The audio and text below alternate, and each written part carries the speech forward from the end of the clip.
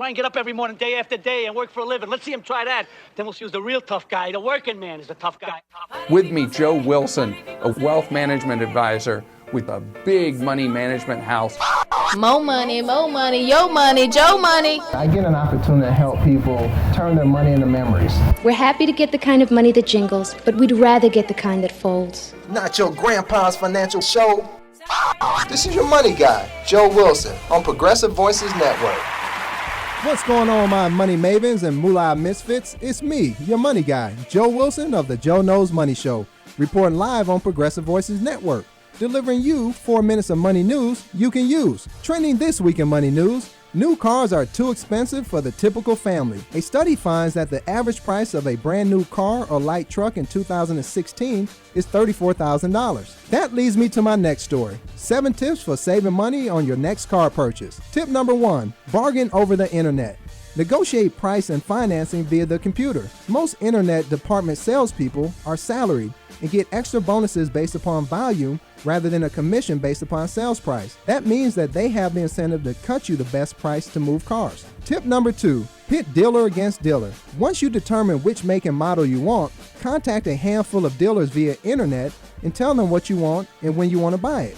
Then ask for their best price. Tip number 3, bring your own financing. Get pre-approved for an auto loan before you start the car shopping process. Apply to a handful of banks and several credit unions to see who can give you the best rate and terms. Keep the application within a 14-day period, and all the loan applications will only count as one inquiry, minimizing the impact on your credit score. Tip number 4, negotiate the vehicle price first. Car deals have a lot of moving parts these days. The price of the car, the credit for your trade-in, the financing rate, and the incentives offered. Only after you have the vehicle price in writing do you start talking about incentives, which would be subtracted from the negotiated price or the trade-in or the financing. What you don't want is the money that you saved on one part of the deal added on somewhere else. Tip number 5, realize that everything is negotiable. Many times add-on fees are pre-printed on auto sales contracts. The not so subtle message to buyers is that is a fixed cost and it's non-negotiable. In reality, everything is negotiable and a smart buyer knows it. Tip number 6, get educated. What you need to know are the incentives that manufacturers are giving to buyers or dealers on the car that you want. You can get some great information on sites like Edmunds.com,